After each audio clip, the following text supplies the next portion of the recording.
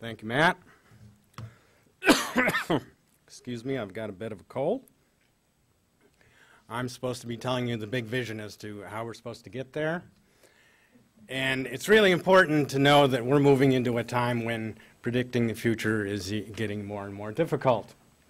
But I think from what you've heard tonight, we all realize we really have to do as much as we can.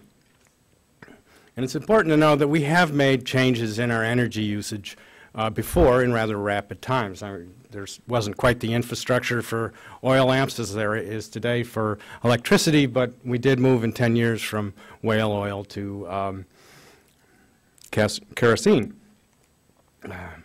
So what we really need to do is increase our energy efficiency and move to renewables. Average American user. Dr. Chu has said that we have the equivalent of 100 servants. We have to reduce that down by 70 to 90%, down to a reasonable number of people. Those people couldn't fit in my house anyways. Is there enough energy? Sure there is. 1 hour of sunlight falling on the earth produces more energy than all of what we use on the entire year. So there's plenty of energy available coming into us every day from our friend the sun. We just need to figure out how to use it and store it. Locally, is there enough? You can see here on the right, you've got the amount of energy used by residences and commercial spaces, and this is the amount of sunlight that falls on the vertical and horizontal surfaces of those developments in various parts of the country. There is enough energy on average. You've seen what's happened in the last few years. Gas prices, natural gas prices went up, went down, went up, went down. They're going to be down for a while. They're going to go up again eventually. Gasoline. Who would have thought that it would be where it is today? But it's going all over the place. So, and this, here's the U.S. Energy Information Administration. Their predictions have changed from 2005 to 2011 for what's going to happen up to 2030. Which one's right? Who knows? Renewables are really a source of risk management, and that's one of the reasons that we really need to move in that direction. They have a fixed installation cost. They have a predicted energy output on an average day, and the energy is free. So you can conceivably contract for 20 years of energy at a fixed price from solar or wind. Try asking DTE for a fixed price for the next 20 years. I don't think you'll get it. There have been many studies around on eliminating our use of fossil fuels by 2050. This is one by the World Wildlife Fund. The European Union has one that they just came out with for them. This is one that I'm going to take a quick look at that Amory Lovins and the Rocky Mountain Institute came out with. This is what we do today. We use 35% oil, 26% natural gas, 22% coal, 9% nuclear, and the other renewables are down there, almost nothing.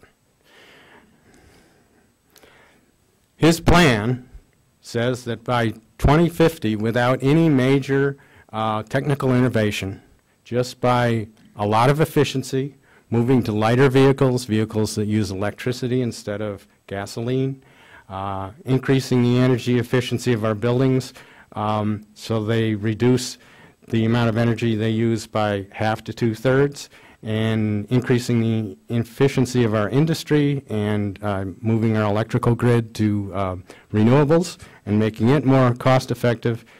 And he says basically by 2050 we won't use any coal. We won't use any, we will use a very small amount of natural gas and no fossil fuel.